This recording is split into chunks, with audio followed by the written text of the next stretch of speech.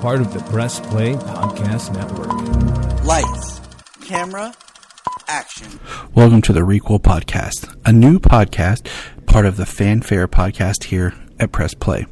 In this podcast, I, your host, Tyler, takes a property and decides, we pitch ideas. Basically, we take an established franchise and say, what would we do with it? Are we rebooting it? Are we making a sequel, midquel, sidequel?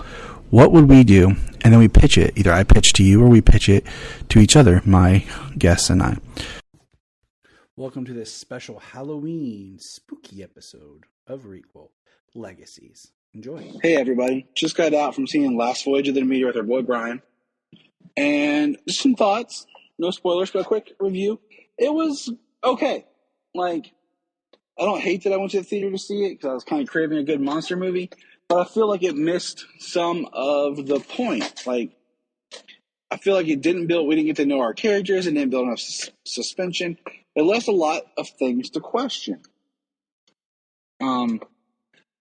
I am a Dracula fan. I think it is a story that's done a lot, but can be approached from different angles. I thought this is a movie that, for years, I've been following this idea. I mean, back when they announced this film and they announced what would have been called Dracula Year Zero, which then morphed into Dracula Untold.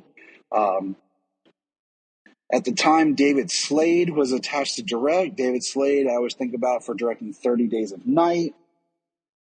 And the idea was Alien on a ship with Dracula. Okay, cool. I'm in. It just felt like we didn't build up enough. We didn't get enough spectacle or psychological horror. There's some cool parts in it. I'm not going to hate on it, but I walked away with I like the IMDb rating system.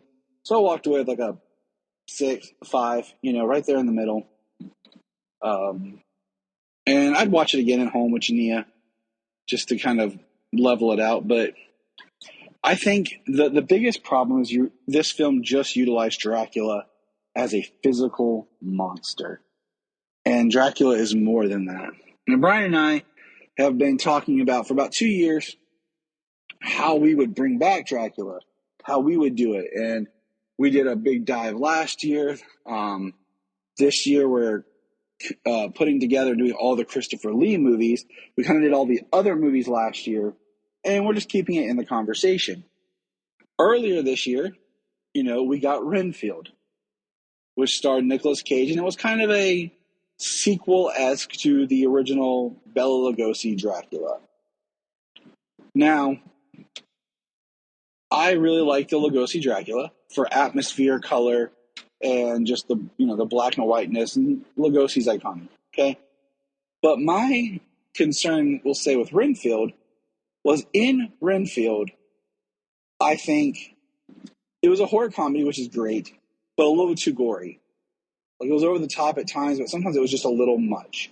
And that can turn you off, so you can't really enjoy it on repetitive watchings.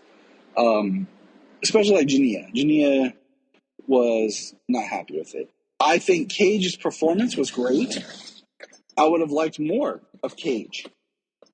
We kind of saw him as the monster as he's healing into different ways and forms, and I think that you need that. But what I did not like about Renfield and Cage's Dracula was how he constantly had these teeth that were just sharp. I think to have a really good Dracula, you need to have the charm, and this really sense of a person that pulls you in. So yes.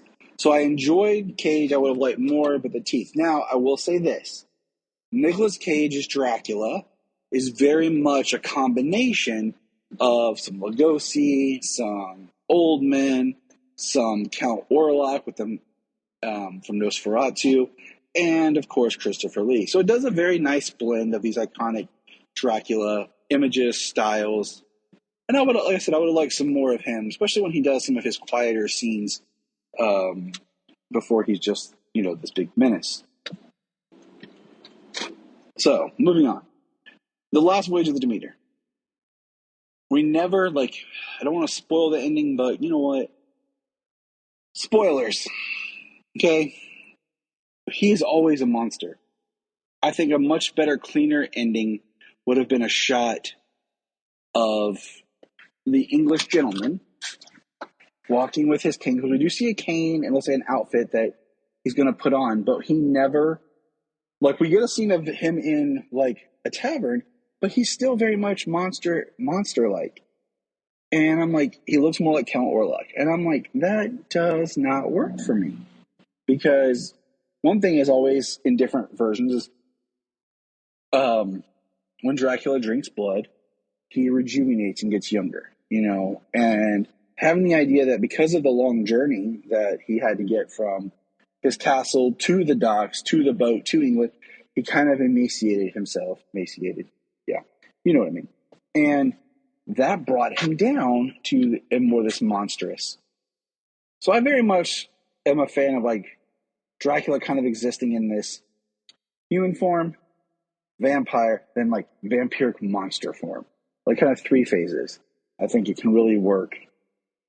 And I have to mention I think it was labeled as 2020, but I want to say it came out in 2019, but maybe it did come out in 2020.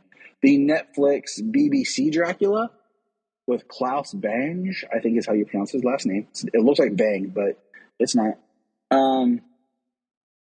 His Dracula is a 3-part miniseries produced by Stephen Moffat of Doctor Who and everything BBC related fame. Big fan of episode 2, which is basically the last voyage of the Demeter. Episode 1 is good, very creepy, very dark. Not a big fan of part 3. There's some nice elements in part 3, but as a whole, I think part 3 misses a lot. And I think that's what really started the catalyst of Brian and I's discussion of like, everyone wants to do this take on Dracula, and we watched some YouTube videos breaking down which Dracula films pull the best from the book or closest to the book. Of course, the Lugosi is based off the stage play that's based off the book. So there's a lot of changes that were made to condense things. Last year, we both reread the book. I did it in a combination of audiobook and of actually reading to try to speed up. So we, watching the BBC, where it's like, okay, nobody's going like, let's make a pure Bram Stoker's novel. And I got thinking about how I would do it, as always. So here goes my pitch. I'm kind of combining some elements I had. But my pitch is you make it a 2-part film. Okay? The first part, I don't have my notes in front of me because I started jotting things down, but I can't pull them out right now. The first part is very much the early part of the novel. You open the film with the cable communication coming over about Dracula, cabling, sending he's making the sale. Now, this is one change I will make.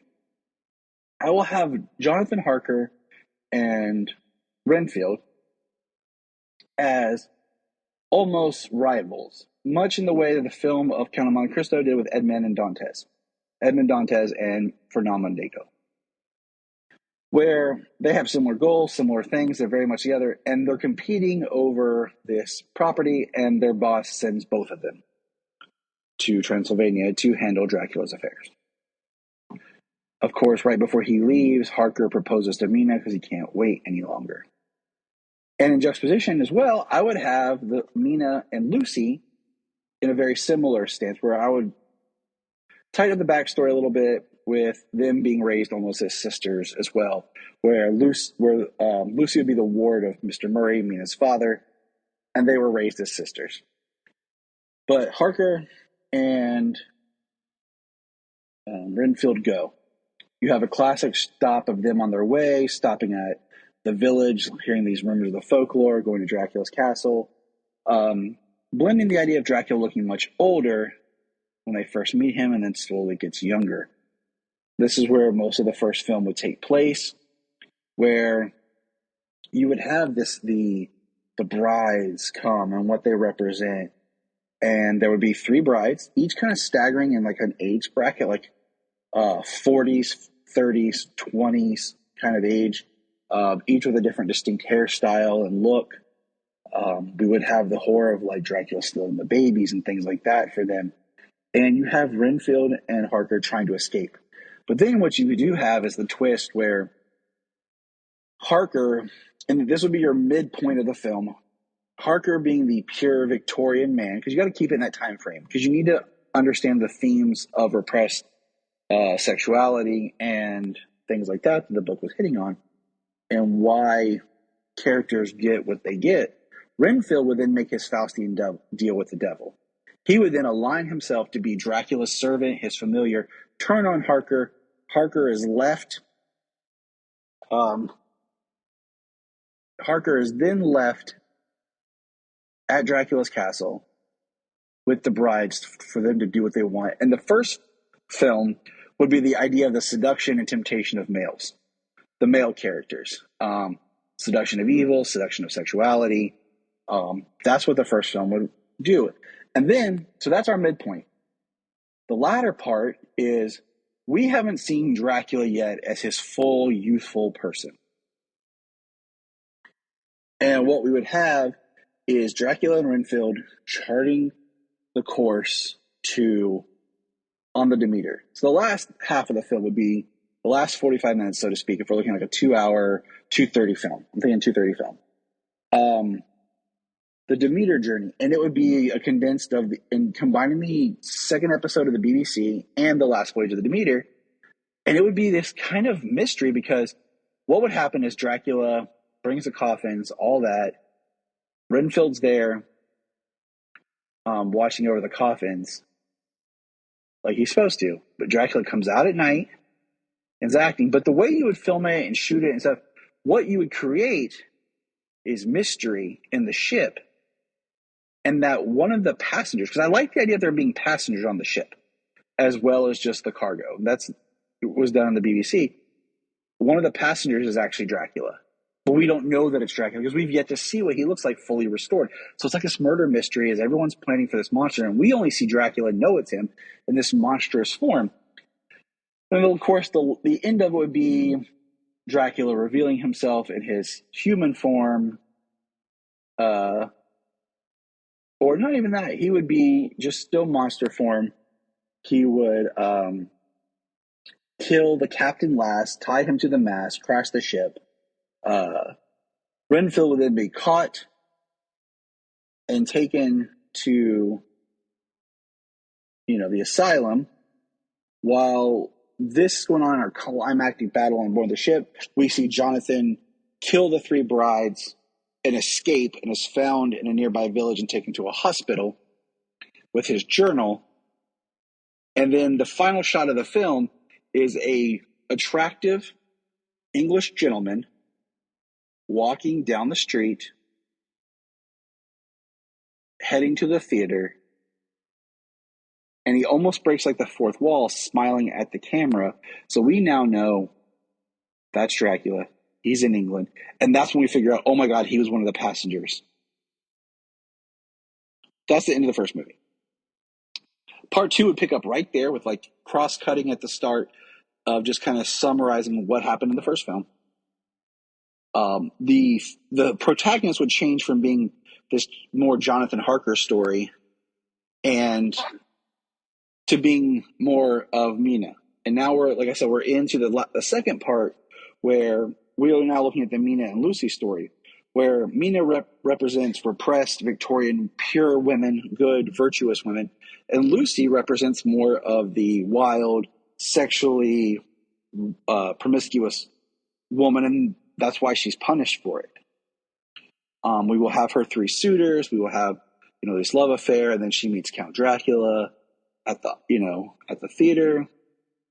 Trying to stay as true to the book with the suitors as possible. We will have, using the journal and letters also to help fill out details. Will be, a constable that's investigating some things. But really focusing on the seduction of women. Van Helsing will be introduced. Van Helsing will be a man in his early 60s. He's of the world. He's a doctor, but he's also, studied the occult and these creatures, and had a dealing in the past with a vampire, but never Dracula or anything as powerful as Dracula. He will have. I know that in the book they reference him having a son that died. I would have a daughter. Van Helsing had a late teen age daughter that's kind of his apprentice because of the women's stature in society. She can't exactly learn. So with Van Helsing in the book, I knew that Van Helsing had a son that's alluded in the book that died. But for the sake of this story, I'm going to have Van Helsing have a daughter. It's my own kind of character, my thing, but the idea is keeping with the theme of the female characters in this film.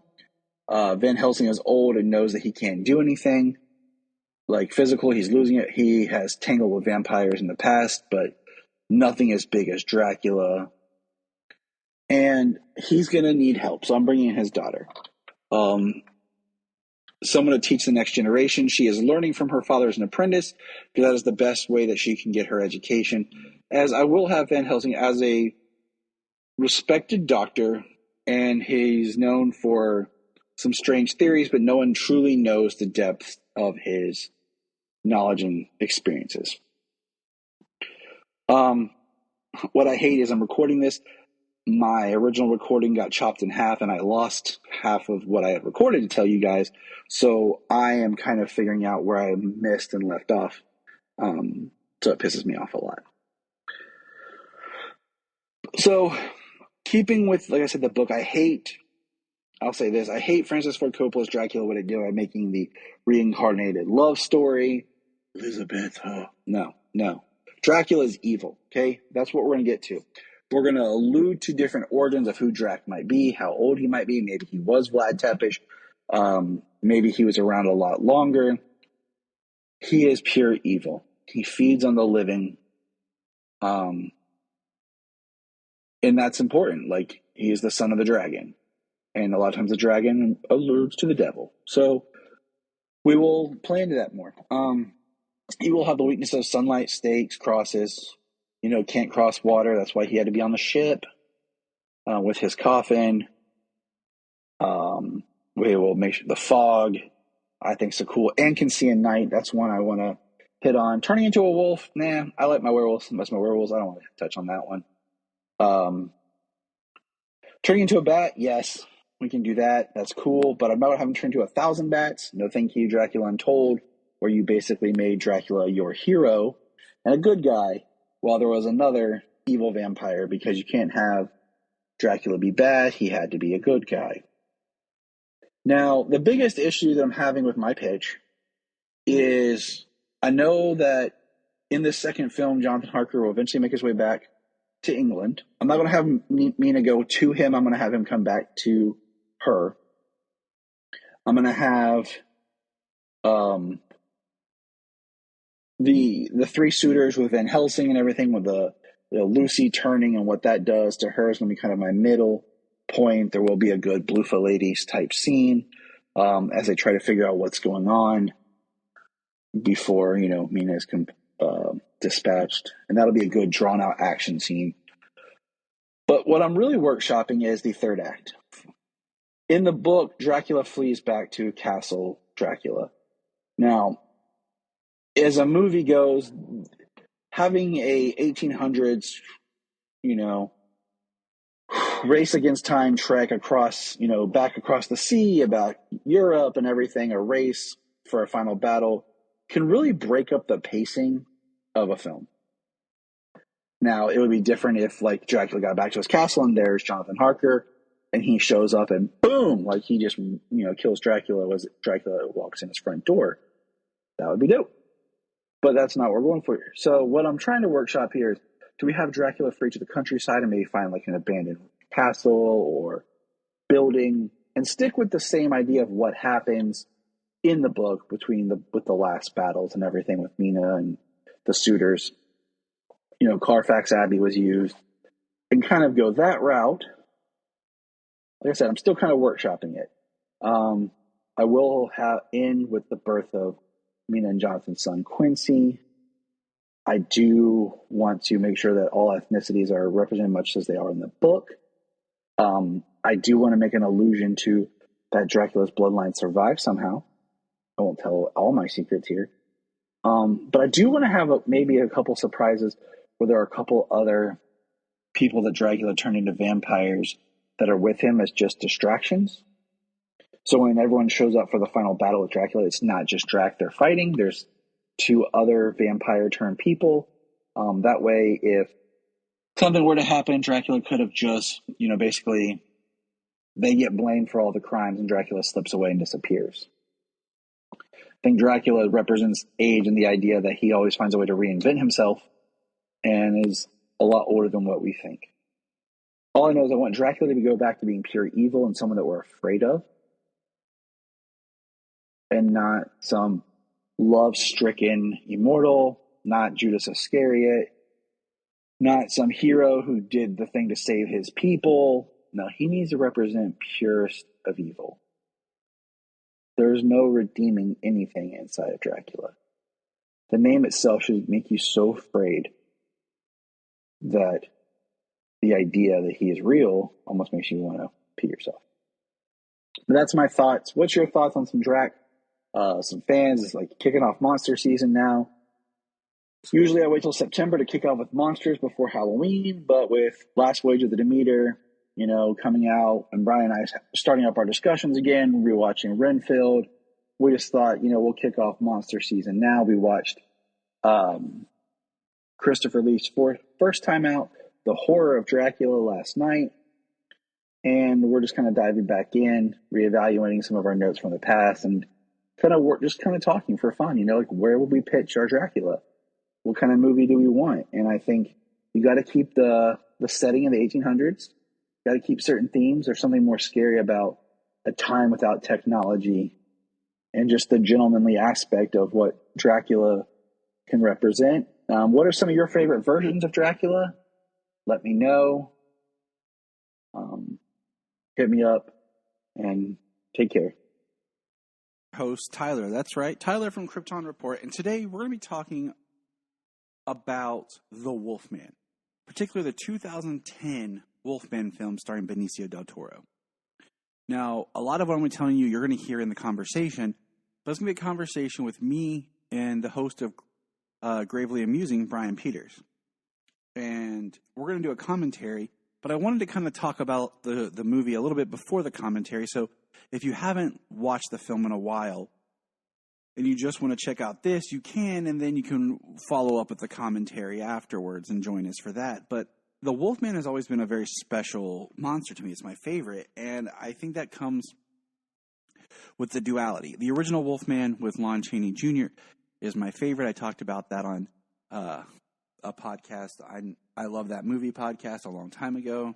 Feels like it's been a while since I guess that I did that. But anyways, so when they announced they were going to remake The Wolfman, now The Wolfman is a specific story. It's not just a werewolf story. Like, it is Universal's Wolfman, and I'll talk about how Universal has their own rules towards their monster films compared to the original of the monsters themselves. There's a difference between Universal's Dracula and the book, or Universal's Frankenstein and the book. So when they announced they were going to remake The Wolfman, I got very excited. When they announced that Andrew Walker was writing the screenplay, got even more excited because he did Sleepy Hollow and he did Seven. Now, his screenplay was altered, changed, and this film went through development hell. And the director came, left, and then Joe Johnston was brought on at last minute, and he kind of did it. And I feel the movie has a little bit of Joe Johnston's flair, but not as much as it could. Now, there's a lot to like about the movie, but I do have my issues. And I will talk about them, and that's kind of the spoiler part about this. I think that the casting of Benicio del Toro is perfect. I think he was amazing. Actually, I think all the cast was great in this film. The look of the film, the setting it like in the 1800s, gives this very feel similar to, Francis Ford Coppola's Dracula, that time period. The original Wolfman was set at the time it was made, so like the early 40s, late 30s. And I feel that the Rick Baker makeup is amazing. Now, Rick Baker, legendary makeup artist. He did Star Wars, but he got his first big Academy Award for the werewolf transformation in An American Werewolf in London, which is the best part of that entire film, is the transformation. And the thing was, the budget and the time they were trying to do this film, Rick did not have the chance to do a makeup transformation like he wanted to. So they did use a CGI for the transformation into the wolf. But I feel like it doesn't look bad in the film. There's a couple shots that are a little and I think they did a good job of hiding some of it in shadows and great camera work. But the look is amazing to this movie. The score, what's crazy is the original score was by Danny Elfman, and the studio rejected it. And then went to do another one, didn't like it, so went back to Elfman's score. And I think Elfman's score is spot on for this film. And there is an extended cut, and I might come back and talk about that depending on which cut we are going to watch with Brian, because I'm recording this before Brian and I actually watch the film we are going to be watching. But I wanted to say this is the spoiler part, and this is what I think the film has an issue with that could have made it awesome. Could have made it superb. And I hate being that critic, but this is my podcast, and this is what I can say. First of all, the brothers of Lawrence and his brother, that's supposed to be John, are twins.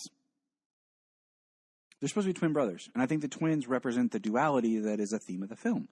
John was the good, devoted son that stayed with his father, that was the man his father wanted to be, while Lawrence was the rebellious prodigal son that left and went off, to America in the first film, and then came back because of his brother's death. So I feel like that was missing by just making kind of this character to be his brother that was kind of thrown away. And with that, I think the character of Gwen, to really make her sell the emotion and what she needed to in this film, should have been a childhood friend. It should have been the boys were raised and grew up with Gwen. Gwen always kind of had a thing for Lawrence, but then he left and she grew to love John. And he comes back and he's kind of picking up with a friend that he hasn't seen in years. I really think that would make the emotional impact of these characters so much stronger. And it's not that hard to do in the story that we have. We're not really changing much of the story that we were presented. The next thing is less gore. That's just a big personal me thing because I'm not a gore hound. I feel like gore can distract from a good story. And by making it overly bloody violent, yes, it's a werewolf movie. But you can lose a lot in the story. Like I said, that's just me. I personally, because I feel like I want to be able to share the story more. And gore shrinks the audience, okay? Now, this is where I change the story. First of all, the feral boy that Sir John talks about, X that. That's gone. Because the twist of the film should have been not that Sir John was the werewolf. No. Lawrence's mother was the wolf. Lawrence's mother was a gypsy / Romani. And she was a wolf. She was born a werewolf. Okay? More of a different, more traditional style werewolf. But when she bit Lawrence on accident, it turns him into the wolf man, because there's a distinction between the wolf man and a werewolf if you watch the original film. All right? Now, what Lawrence saw that everyone thought he was crazy was his father fighting with an animal that was his mother, and he thought his mother was killed because she was covered in blood and everything, but it was where she had recently killed one of their servants, because she got out as the wolf. And so you have this, that they went with the story of his mother killing herself, and Sir John has played the dutiful husband and kept this secret all these years while he hides his wife in their manor. And they lock her up when she turns into the wolf. The son, John, discovered this, and the mother accidentally killed John. That is my pitch and my take of what could have made this Wolfman movie so much better and really held it up there, as Universal has these monsters and they just have not been able to do anything with it. On a side note, and I'll take a quick moment, when they tried to do their dark universe, and they were going to launch their dark universe with Tom Cruise and the Mummy, no. First of all, you took your eye off the ball. You don't get a super movie star like Tom Cruise, because then the movie becomes about Tom Cruise, not the Mummy. Second of all, you completely really changed up the Mummy's origin story, who the Mummy is, what the Mummy. I mean, you messed up. All you have to do is an organization that hunts monsters. Simple. And then the whole storyline with what happened to Tom Cruise, too much. This isn't rocket science. The old monster movies did it themselves. They made their own connected universe. Universal did it. They did it before the MCU, people. They're the first connected universe. But somehow Universal can't do that. They try to do Dracula Untold. You don't make Dracula the hero. You don't make Dracula the hero. If you listen to my Voyages Demeter a pitch I did back when we went and seen the movie, I gave a whole pitch on Dracula. You don't do Dracula as the hero, Dracula as the villain, and he is evil.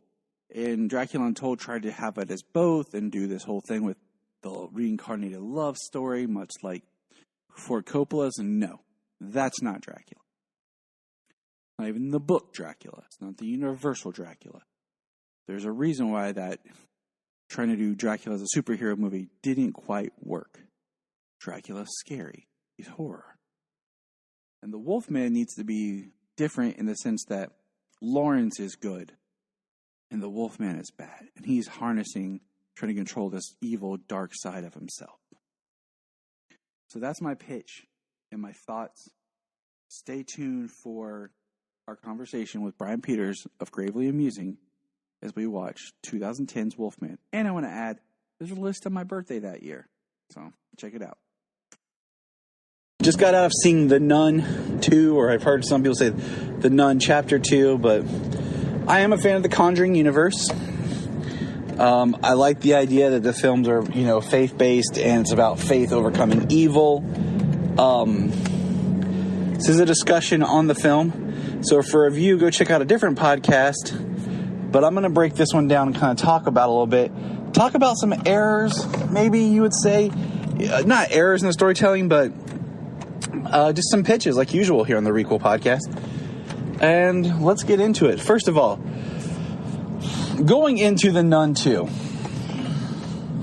there's some things like if you are following the universe, you already know. One, that the demon, Valak, who has yet to be named in universe in the timeline that we're following, is connected to Frenchie. It had been said that is where the Warrens first encounter the demon, is with Frenchie. Now, Frenchie is in the film, and part of the big climax is the battle with the demon and Frenchie. But the sad undertow part of the film, it could have had a little bit more of a tease at the end as far as if you're paying attention, he's not okay. The demon's not defeated. There's a part in this where Sister Irene is battling it and she gets confident. I almost thought they were going to let her die and have this be the first movie where the evil kind of wins. That's kind of Annabelle creation in a way too, is, evil kind of won in that one.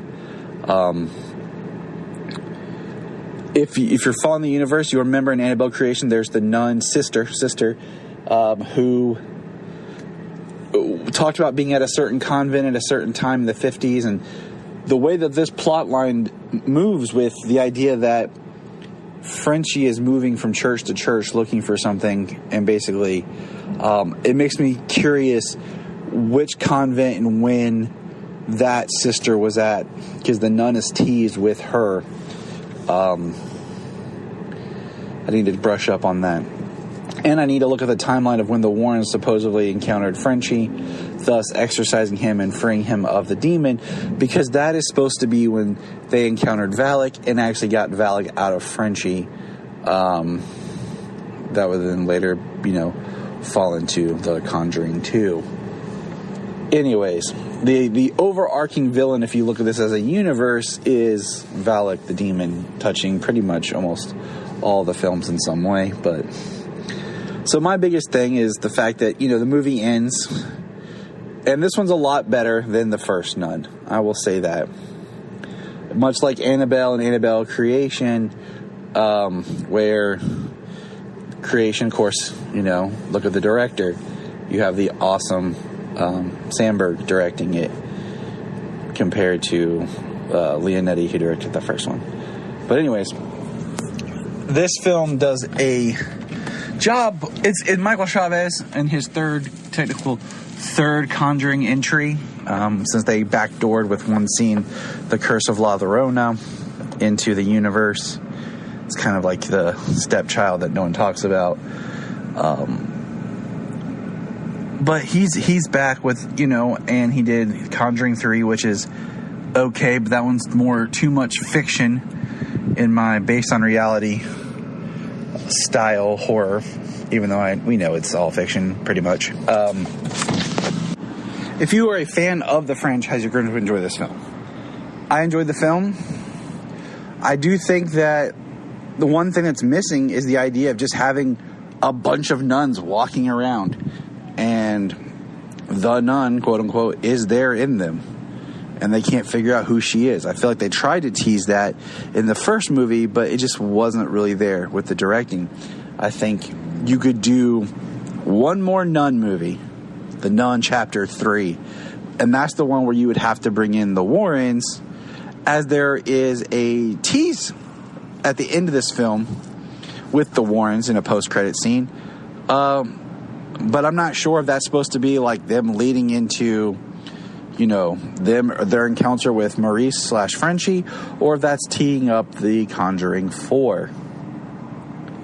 So one thing that's always boggled me with these films is the fact that they do a job of setting a story within a story that would make an amazing movie. I think I said this before on a previous episode when we reviewed The Conjuring 3, but inside the first Nun film, they talk about the building of that monastery and how it was like built over a gate to hell kind of thing, and the guy who built it. That would have been an amazing film. The whole time you think this holy dude is building this great temple, but really at the twist end he kills everybody and is basically trying to raise the devil. Wow. Could you imagine that as the technical first film in this series? It would have been amazing. It would have been crazy. Something different. Inside Annabelle Creation, you have the whole story about what the Mullins family goes through when they accidentally bring a demon to their home because they're trying to bring back their daughter. That should have been Annabelle Creation, and then they should have had another Annabelle, and that should have been basically the orphan story that we got. That was Annabelle Creation. So you kind of blew two movies in one movie without really filling it all out. I'm just saying, there's a lot you could have mined here. Now, as far as where to move forward in the franchise, technically the Valak stuff ends at The Conjuring 2. The Conjuring 3 was too much fictitious bullcrap, and it really upset me. I've only watched it the once, and I don't think I'll ever go back and watch it again. Also, it wasn't James Wan, and I love James Wan's directing. So, my thought is, do you do something else with the preacher, maybe, who was in the La Llorona? Like, what do we do? Where are we going with stuff, people? But anyways, that's my quick thoughts on just the universe. I do think they need to have an ending point in mind to not just, completely run this into ground. It has been an ongoing universe that's done well, unless you do some other, spin-off film much like La Llorona, where, you get another preacher character that kind of plays the role and, does something that way. But, all right, check us out. What would you do with the Conjuring universe? Oh, yeah, there's supposed to be a TV series at some point. What's that going to be? It's not going to be like Sam and Dean, is it? Who knows? Okay, so I'm back with my pitch. I've kind of redefined my pitch a little bit. Okay? I recently spoke about The Nun 3. Or The Conjuring 4, which I think should be the same movie. We know that The Conjuring 4 right now is called Last Rites. And I really think what they need to do is they need to do a nice prequel to The Conjuring and sequel to The Nun. Okay? And I've kind of redefined my pitch a little bit. What we know is that Valak eventually gets named and destroyed in The Conjuring 2.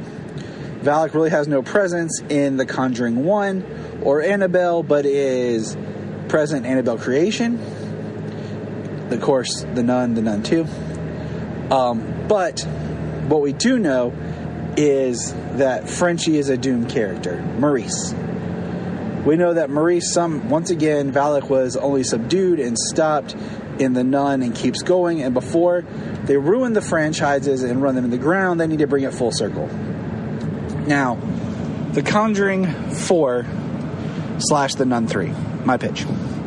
You open up with Valak doing something, okay? We need a big opening that's creepy. I mean, we need creepy, all right? At this point, Frenchie has married, I think it was Kate and her daughter, okay? And they have gone on to another place where she's teaching and he's working, okay? And what happens is, what we need is a big scene at the beginning, kind of like it's back. So we need that scene. What else we need is we need to take advantage of the fact that Nun is a nun. Like, I mean, I need a director that's going to dial in to this kind of fear factor. There's a bunch of nuns and Valak is openly walking. I would also use the actress that plays the nun / Valak and get some scenes of her moving around out of makeup just for the eeriness and creepiness of having someone that looks like the demon who's not. I really think that's something that's not been used when it should have been. Okay, so that'd be a great kind of horrible scene where maybe we bring back Thaisa, however you pronounce her name, as the same character she's been for the past 2 Nun movies, and for some reason just now her name left me. Great. But we bring her back, and this is where it gets a little crazy, everybody. Is your mid-scene, or maybe even towards the beginning, you have her, Valak, kill her. Maybe in the scene where there's a bunch of nuns hiding and they can't tell, and Valak murders her around all the other nuns and disappears. Pardon me.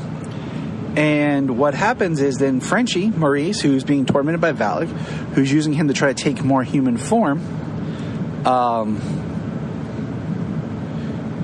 basically, as we know, as we learn, because this is what I didn't do last time, I pitched off the top of my head, I didn't go back and reassess The Conjuring, is they say he murdered his wife and daughter. So this is going to be the darkest of the Conjuring films, because this is where Valak is really at its most powerful, as it's going to destroy Frenchie's wife, Kate, and the little girl that we just met, who was adorable. And then, of course, you know, the way that it's The Conjuring 4 is you're going to have the Warrens brought in. We'll bring back the church. Maybe the bishop, the father who was now a bishop from the Nun series, gets Father Gordon or whatever, brings in the Warrens. We have the battle at the end because, once again, the church is not there to perform the exorcism. The Warrens end up having to do it. And this is where Ed, gets hurt, and then Lorraine has her massive vision of Ed's death that puts her down for a while, but they end up stopping it. Frenchie Maurice dies in the process of the exorcism, and they think Valak is destroyed, but really not, because we know that Valak doesn't get destroyed till The Conjuring 2. So you kind of tie up all these loose end stories and these characters, bring it full circle to then where you could sit back one day and watch the Conjuring films in a very interesting linear fashion. Starting with The Nun 2, Annabelle Creation, Annabelle, then maybe The Nun 3 / Conjuring 4. We'll call it Conjuring 4 because we know that's been announced. And then The Conjuring and The Conjuring 2, and then that horrible film, The Conjuring 3. That is my more accurate pitch for what we could do. Bringing the themes of, we always have the theme about religious faith beating evil, and that's great, and that's here. But this is where evil takes its biggest stride, and we really have to push our faith forward because our heroes are not invincible. Okay, Tyler's Scream 7 pitch. There's been nothing come out about this film. We pretty much know it's going to happen with as well as 6 is doing. But this note. Opening kill. We start off differently. We start off with opening of a passionate lovemaking scene between Sam and Danny. It's a wonderful, wonderful just expression of their romance. Maybe they're coming home from dinner, or they're coming home from seeing a movie. There we go. And they're in their apartment, and it cuts. We hit a quick black, and then the phone rings. Sam wakes up to the phone ringing, and she wakes up. She turns over. She's in the Ghostface costume, and Danny has been brutally stabbed to death. Boom. Scream 7. The next scene is Tara getting the call about her sister being arrested. And, of course, Kirby comes back because she's with the FBI. And Kirby's now like the official agent if anyone has to deal with Ghostface killers. So Kirby's back in the fold. Her being positioned as the FBI agent is great because it gives great reason for her to be there. So the next scene is there's a Ghostface attack. Kirby chases him. This is just highlighted beats. She gets the shot off, takes Ghostface down, pulls the mask, and it's just some random dude that we have not yet seen. And he tries to escape and gets hit by a bus. He's later ID'd as just being some low-level thug. Okay. Chad is still the heart of the show, but he's got some issues with all his stabs. He doesn't have the strength and the upper body power that he once had. He's not as athletic. He lost his athletic scholarship that we find out he got for college. Then we get a ring, and it's Sydney and her husband, Mark. They're at home. Yes, I'm bringing them back. But, so then they get attacked. And their children are not there.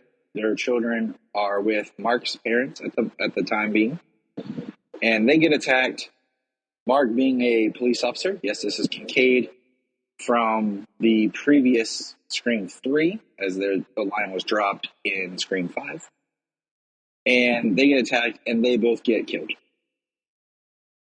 Yes, I'm going that way because I like to tie up loose ends. It's my pitch. This is the final Scream.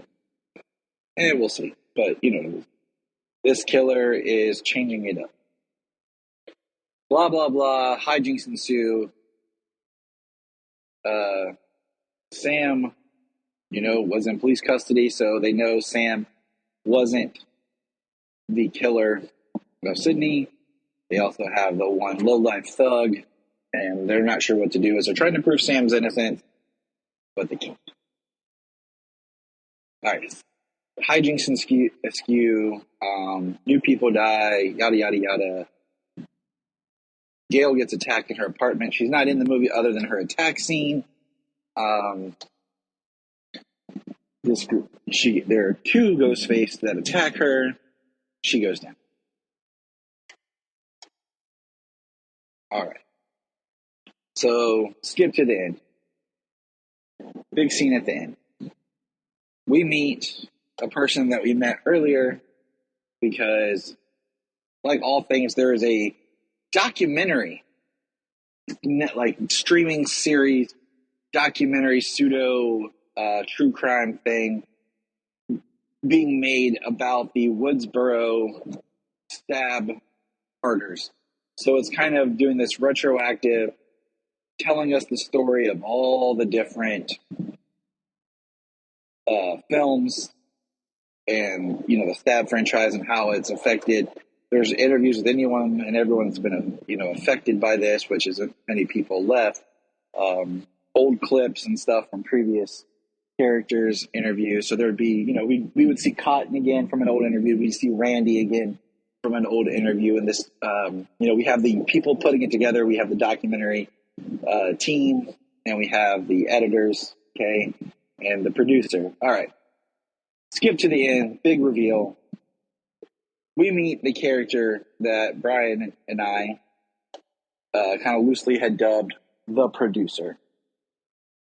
We had the director, we had the film students, we had, the producer and his partner, the screenwriter, for just generalized terms.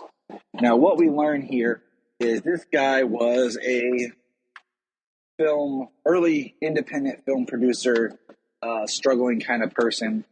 And he gave Roman his first job, in which Roman directed the music video and stuff that he won in Roman's first indie picture, elevating Roman to be able to get his job in Stab 3.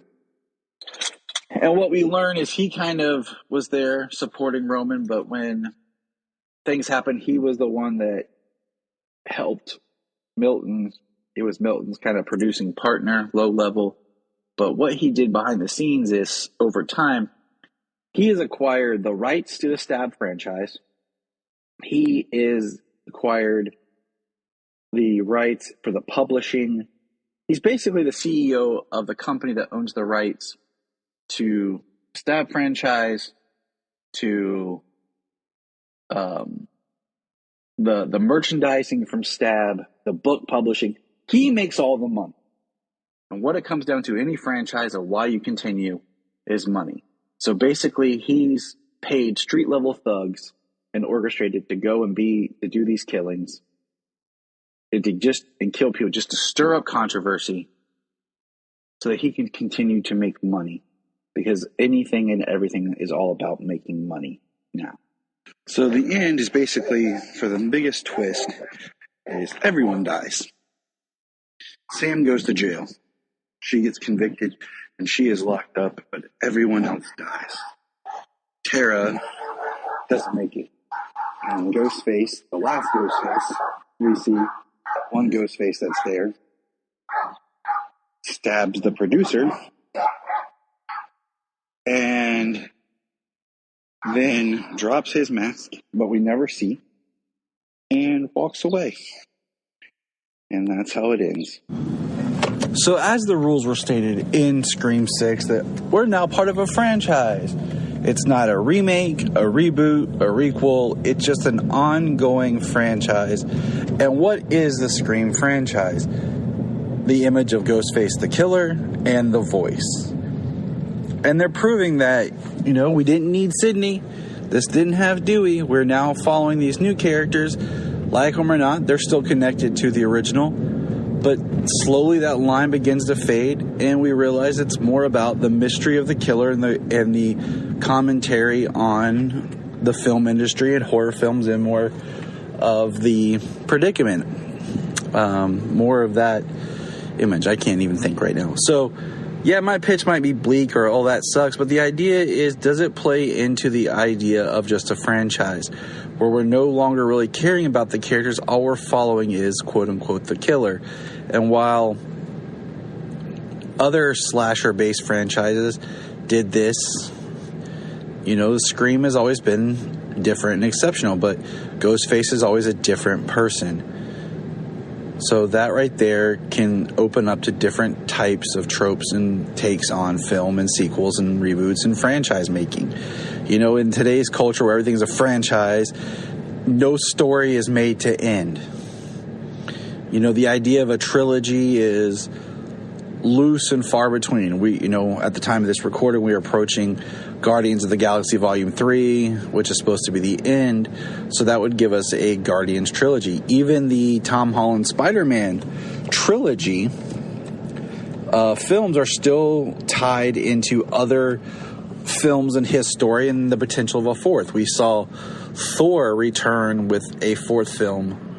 So in the Marvel machine, franchising is just franchising. Marvel is the franchise, and it continues. The Conjuring is probably the most successful recent interconnected film universe for horror. And you have the 3 Conjuring films proper. Annabelle 3, which is a blend of the Conjuring and of the Annabelle franchise. Annabelle, in its own franchise, where they made a movie, then a prequel to that. The Nun, which spawned out of Conjuring 2 and tried to do its own, and it's upon its sequel coming this fall. And then the backdoored, loosely based film, The Curse of La Llorona, that was made that had just enough of a Conjuring universe feel and style to it that they backdoored a quick scene and a couple lines of dialogue to make it connect into the world. And what does that say for Scream? I don't know. I'm a stickler on story continuity. I'm a stickler on wanting things to make sense and fit together. And I know people are like, oh, the whole, is Stu still alive? I think at this point, if you did, it would be nothing more than, like I've been saying all the time, Star Wars. This new Scream series, it's been nothing more than Star Wars ripoffs. You know, Scream 5 was basically The Force Awakens, trying to remix the original, killing of Han Solo / Dewey. Scream 6, you know, was going to be The Force Awakens. Or, I mean, The Last Jedi, sorry. Is going to be either make the franchise or break the franchise. And in this sense, it looked like it made the franchise. The killing of Gale would have been much like the killing of Luke Skywalker. I've said that Kirby is the Lando to the series. You know, an original character that you kind of forgot about that kind of comes in. But if you were to bring Stu back and say Scream 7, you're basically resurrecting Palpatine. But what good would that be? Like, what has Stu been doing for 20, almost 30 years? You know, last year we saw the hate of the proposed new trilogy, if we're talking about trilogies, which in this case was more of a quadrilogy of the Halloween series. You had Halloween, the original, then tied to Halloween 2018, or Halloween H40, and then you had Halloween Kills, and then Halloween Ends. Halloween 18 and Halloween Kills are a great little double feature, and if Halloween Ends had just been this very like hour and a half drama of Laurie hunting Michael for the last hours of Halloween, and really made a solid trilogy where you could watch it all as one giant night, would have been amazing. But no, they took it to a weird conclusion, to a weird story that felt like a reboot, requel, just mess of whatever you want to say about that. It didn't feel like a satisfying conclusion to a trilogy. It didn't feel like it ended that arc. So that is the most recent example of modern horror that still kind of breathes from the same ground as the Scream. So all this to say, that's my pitch. It's just a pitch. It's an interesting story. You know, I've thought about this before, where you could take it. I thought it'd be interesting if we went back to Woodsboro just for a scene.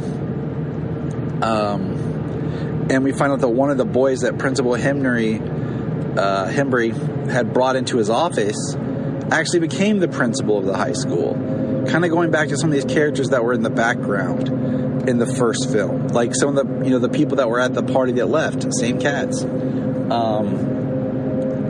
And see maybe just how Woodsboro as a town is healing, and not have the violence there, but maybe like the final shot of the series is like some sort of memorial or like a support group for survivors of Ghostface, or something that honors all those that have come and gone and what that image has done to that town. I don't know, but that's my pitch.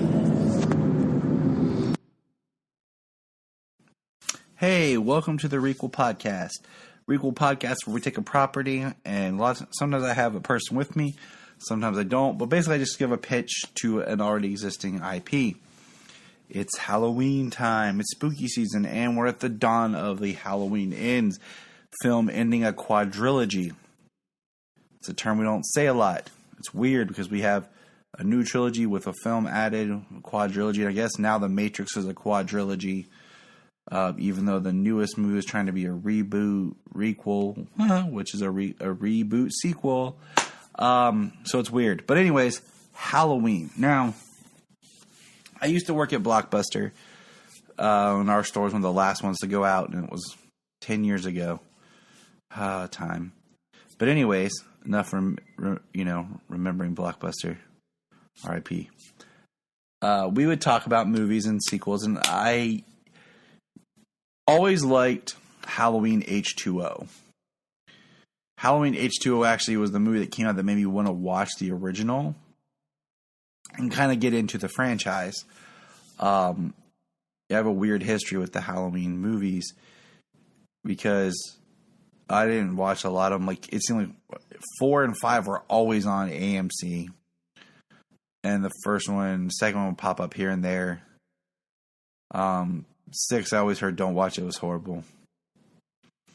But I remember when it came out, and those were like the Dimension Era time. It's so weird how many companies have the distribution rights to these films. But H2O came out, and it was a big deal. And, with Jamie coming back, and Jamie Lee, that is. And I remember watching it at work. We weren't supposed to, but we did it with a coworker, Amanda, and we were talking, and I was like, man, you know what my pitch would have been? At the end of this movie, you have a scene of John and his mom talking, and she's kind of, opening up more about life and with her and how she's done things and he wouldn't be proud of and all this, and there's a ring at the door, and she goes to it, and it's, they ordered pizza. They're hungry. It's now, late, but we can play with time. Or it's the next morning. I don't know. I'll have to look at it. But anyway, the idea is the door rings, and they're like, who is, maybe it's the, the start of the morning. Sun hasn't come up yet. We'll go there. It's still technically Halloween night, because technically, in the cultural custom belief, Halloween does not end until the sun rises on November 1st. They open the door, and lo and behold, it's Jamie from Halloween 4 and 5. In my continuity, 6 never existed. 6 is trash. So I'm going to go ahead and do the starting over. So in my continuity, it's Halloween, Halloween 2, Halloween 4, 5, H2O, and then Tyler's film. And in this movie, what it would be you'd find out, and of course Halloween's big on retconning because that's what we do. You find out that Lori faked her death because she believed that she would give Jamie a better life if she didn't have being connected to her. And of course, that didn't work out for Jamie. And Jamie shows up at the end. She says something like, "Hi, Mom," stabs Lori. Lori falls down. John here, he comes running. Jamie's just looking at him. She pulls out the mask and puts it on. Cut to credits. Cut to black. So you could start the film in this new way where now Jamie, as we've been messing with, is taking on the killer sibling role, and now it's new siblings. Because I just feel like that would have worked so great for the time, that late 90s, early 2000s era, because we all know what piece of crap Halloween Resurrection was. But that's my pitch for what I thought would have been a great Halloween. I like Josh Hartnett, and the idea would be that shortly after Laurie faked her death, she got pregnant with by somebody and had John.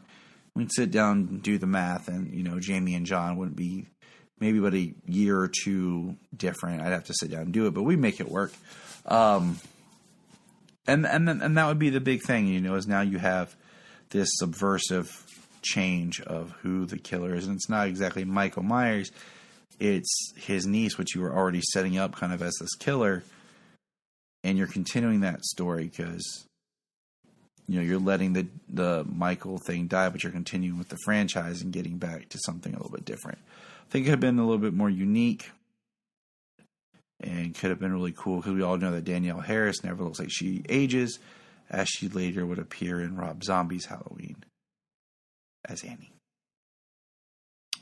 But that is Happy Halloween. Everyone be safe. If you're going to see Halloween Ends, I hope you enjoyed it. Leave us any comments, thoughts, or anything. And take care.